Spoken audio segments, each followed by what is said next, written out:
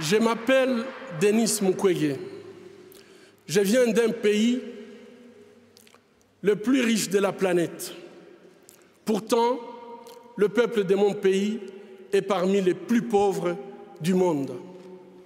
La réalité troublante est que l'abondance de nos ressources naturelles, or, coltan, cobalt et d'autres minéraux stratégiques, alimente la guerre, source de la violence extrême et de la pauvreté abjecte en République démocratique du Congo. Nous aimons tous les belles voitures, les bijoux, les gadgets. J'ai moi-même un smartphone.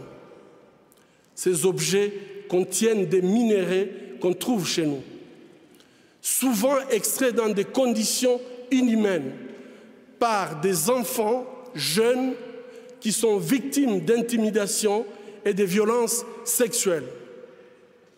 En conduisant votre voiture électrique, en utilisant votre smartphone, en admirant vos bijoux, réfléchissez un instant au coût humain de la fabrication de ces objets. En tant que consommateur, le moins que l'on puisse faire,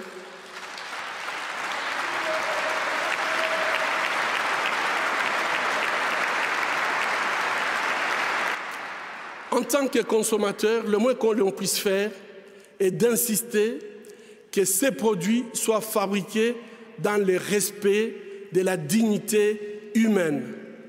Fermer les yeux devant les drames, c'est être complice. Ce ne sont pas seulement les auteurs de violences qui sont responsables de leurs crimes, mais aussi ceux qui choisissent de détourner les regards. Mon pays est systématiquement pillé avec la complicité des gens qui prétendent être nos dirigeants.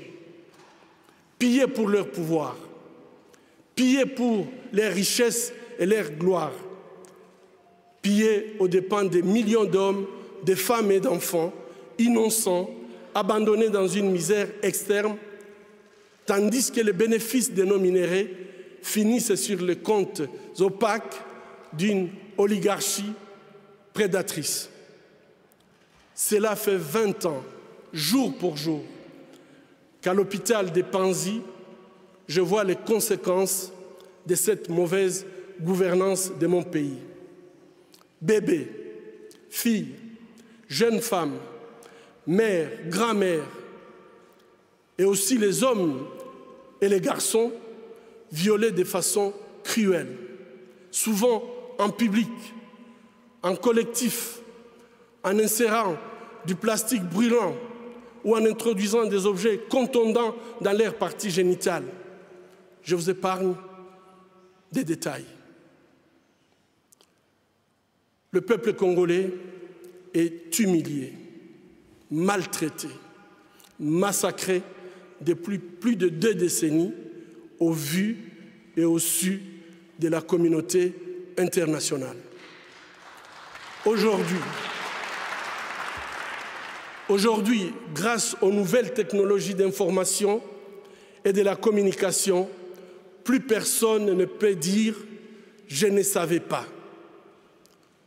Avec ces prix Nobel de la paix, j'appelle le monde à être témoin et je vous exhorte à vous joindre à nous pour mettre fin à cette souffrance qui fait honte à notre humanité commune.